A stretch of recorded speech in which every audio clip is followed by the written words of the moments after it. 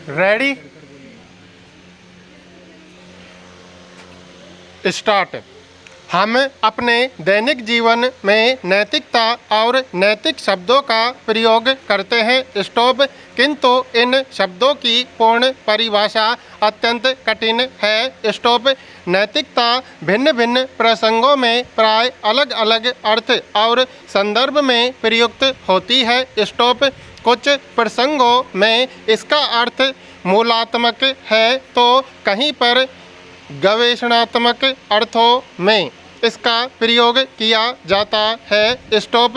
व्यक्ति के कार्यों की प्रशंसा या निंदा करके हम नैतिक और अनैतिक होने का निर्णय देते हैं तो वह मूल्यात्मक अर्थ में स्वीकृत है स्टॉप। नैतिकता रीति रिवाजों प्रथाओं नियमों सिद्धांतों मूल्यों व आदर्शों से संबंधित वह सामाजिक व्यवस्था है जिसका उद्देश्य मनुष्य के वैयक्तिक कल्याण तथा सामाजिक हित की बढ़ोतरी करना है स्टॉप।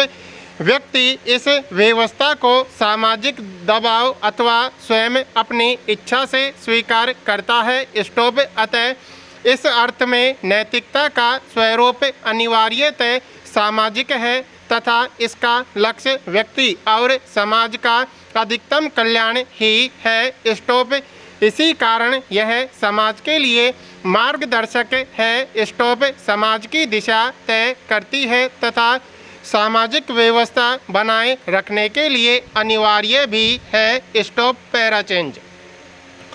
अब सवाल यह उठता है कि क्या यह कानून के समानार्थक प्रतीत नहीं होती? प्रश्नवाचक कानून भी सामाजिक व्यवस्था बनाए रखने के लिए होते हैं समाज के कल्याण हेतु मार्ग प्रशस्त करते हैं तो नैतिकता से भिन्न कैसे?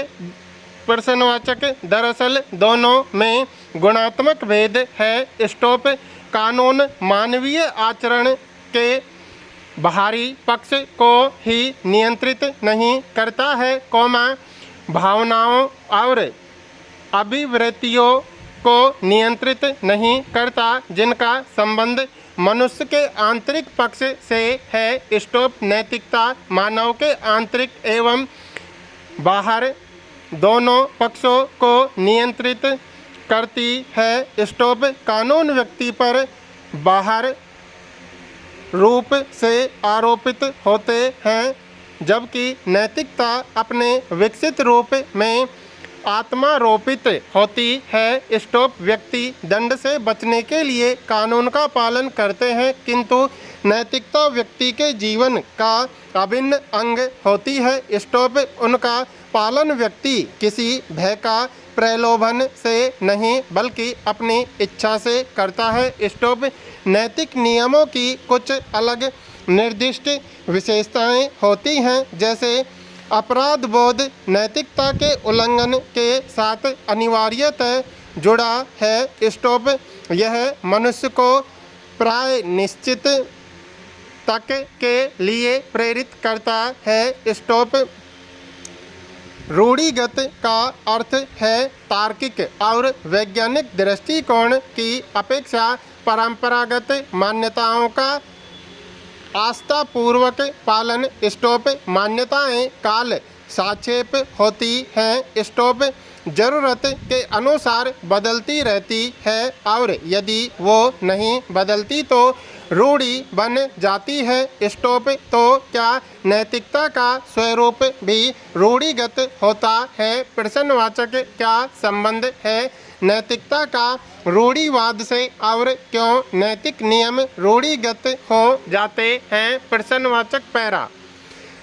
यदि हम नैतिकता को सामाजिक व्यवस्था बनाए रखने वाला मार्गदर्शक सिद्धांत माने तो आदिगत अर्थ में नैतिकता को रख पाना कुछ मुश्किल प्रतीत होता है स्टॉप। मानव एक सामाजिक प्राणी है स्टॉप। एक लंबे समय से सामाजिक व्यवस्था के विकास क्रम में आपसी हितों में टकराव के फलस्वरूप होने वाले क्षय व अनुपयोगी परिणामों से सीखते हुए कुछ तथ्य अनवरत नियमों की भांति चले आ रहे हैं, जिन्हें हम सामाजिक नियमों की संज्ञा दे सकते हैं। स्टॉप। रूढ़ि का संबंध प्राचीन से नहीं। स्टॉप। प्राचीन भी तर्क संगत और वैज्ञानिक दृष्टिकोण से ओतप्रोत हो सकता है। स्टॉप। रूढ़ि का संबंध तर्क की बजाय आस्था से है। स्टॉप। आस्था के पीछे कोई मान्यता छिपी होती है। स्टॉप। नैतिकता का समाज द्वारा तथा समाज के कल्याण के लिए ही होता है। स्टॉप। इसका संबंध किसी अति प्राकृतिक सत्ता या दैवीय शक्ति से नहीं है। स्टॉप। अतः यह प्रश्न अप्रासंगिक प्रतीत होता है कि नैतिकता रूढ़िगत भी हो सकती है। स्टॉप। हाँ, कोमा, यदि प्राचीन प्रथाओं को नैतिक मानने लगे तो इसे रूढ़िगत नैतिकता नाम दिया जा सकता है। स्टॉप। किंतु उसका स्वरूप नैतिक की बजाय रूढ़िगत ही अधिक होगा और निश्चित रूप से ऐसी नैतिकता सामाजिक विकास का वाहक नहीं बन सकती। स्टॉप। हमारे देश में सैद्धांतिक नैतिकता की प्रस्थापना की आवश्यकता है, न कि रूढ़िगत नैतिकता की। स्टॉप। जब तक मानव समाज का अस्तित्व है तब तक मनुष्य के लिए नैतिकता की सार्थकता एवं आवश्यकता बनी रहेगी। स्टॉप। इसका उद्देश्य स्थायी है, मानव कल्याण, जबकि स्वरूप परिवर्तनशील है। स्टॉप। नैतिकता समाज के लिए एक उपयोगी है तो व्यक्ति के लिए आनंद। स्टॉप। जो समाज के लिए उपयोगी नहीं वह नैतिक भी नहीं। स्टॉप। इसका विस्तार और घनत्व किसी प्रथा या परंपरा से अधिक है। स्टॉप। जिस समाज की नैतिकता केवल एकांगी हो वह अन्य दिशाओं में अनैतिक होने का रास्ता खोल देता है। स्टॉप।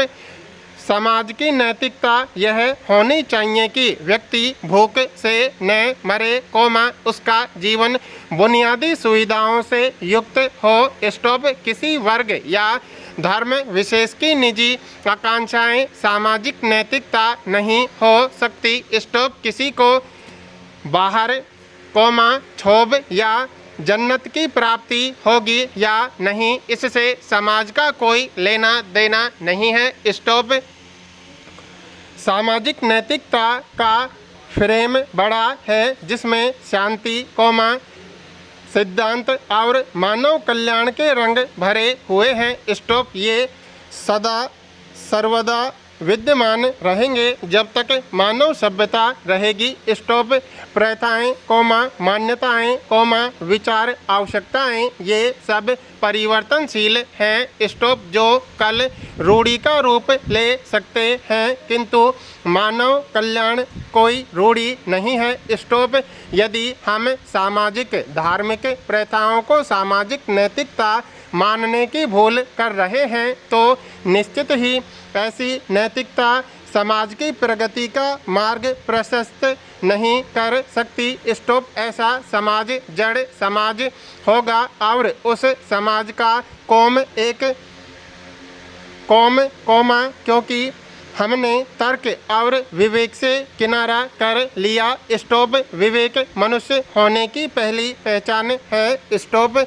अतः नैतिकता रूढ़िगत नहीं होती, कोमा, रूढ़ियाँ प्रथाओं और मान्यताओं से बनती हैं। स्टॉप। आधुनिक समाज को यदि प्रगति पथ पर प्रशस्त होना है तो मानव कल्याण को सर्वोपरि मानने वाली नैतिकता को ही सामाजिक नैतिकता मानना होगा। स्टॉप। ध्यान रहे कि मानव कल्याण तभी संभव है जब हमें प्रकृति और पर्यावरण का ख्याल भी रहे। स्टॉप। अतः प्रमाणित का कल्याण रहने वाली नैतिक मान्यताओं तथा संवैधानिक नैतिकता से ही आधुनिक जीवन का मार्गदर्शन हो सकता है और यही काम्य है। विज्ञान ने मानव जीवन को सुखद व सुगम बना दिया है। स्टॉप। पहले लंबी दूरी की यात्रा करना मनुष्य के लिए अत्यंत कष्टदायी होता था। स्टॉप। अब विज्ञान ने मनुष्य की हर प्रकार की यात्रा को सुखमय बना दिया है। स्टोव सड़कों पर दौड़ती तेज रफ्तार की गाड़ियों को पानी में निर्बाध गति से चलते जहाज़ों और आकाश में हवा वेग से उड़ते वायुयानों के सहारे आज हम एक स्थान से दूसरे स्थान पर काफ़ी आसानी से और कम समय में जा सकते हैं। स्टोव पहले मानव के पास मनोरंजन के अत्यंत सीमित साधन थे, पर आज वह टेलीविज़न और कंप्यूटर के माध्यम से घर बैठे बैठे न केवल अपना संपूर्ण मनोरंजन कर लेता है, बल्कि कुछ ही समय में दुनिया भर की जानकारियाँ भी जुटा लेता है। स्टोव